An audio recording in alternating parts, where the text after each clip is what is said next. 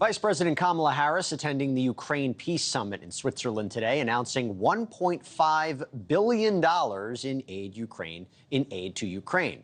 Now, this comes after G7 leaders voted to loan Ukraine another $50 billion earlier this week. The funds actually coming from Russia itself in the form of interest accrued on their frozen assets. I'm joined right now by National Security Institute senior fellow Bishop Garrison. Bishop, good to see you. Is this a turning point in the war with Ukraine and Russia? Thanks for having me. Yeah, I think in part you're seeing that the global community is coming together to ensure that Ukraine has the resources that are necessary to continue to protect and defend their own sovereignty. So I think this is a good thing. It adds to the roughly $50 billion in aid that is going to come from the global community at large that was announced as a part of the G7 summit just over the last couple of days. So I do think this is a good thing. I think it's in the right direction, and there is a lot of time left in this war front overall.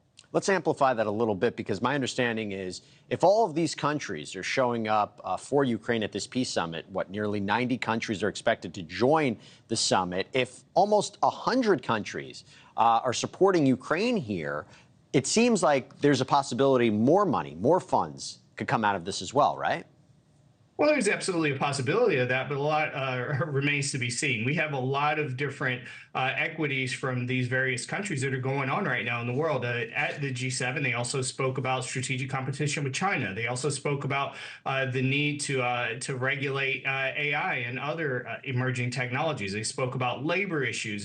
They will speak about labor and climate as well. So there are a lot of competing interests here. However, I believe all of these countries have recognized the active threat that Russia plays and its continued encroachment on the sovereignty of Ukraine. And we're going to see them step up in a variety of ways. Let's talk about one of those other issues, another conflict, because G7 leaders, they have stood with Israel in the past. We're in a bit of a different situation today. Can we expect that same kind of support now?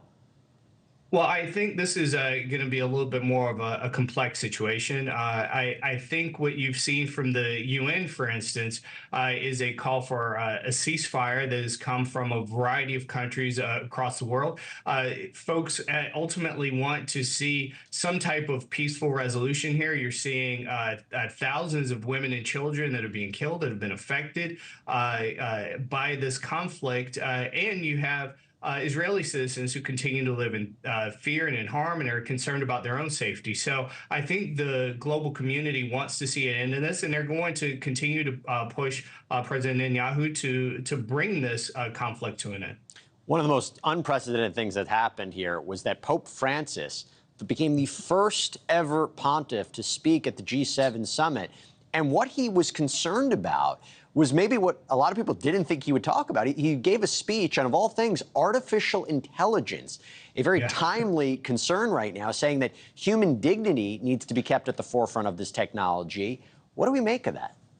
Yeah, I absolutely love the fact that he framed it as human dignity, as we're talking about how AI could potentially, in certain industries and certain aspects, replace human workers, or at least marginalize the work of human workers in some capacities, if not properly regulated.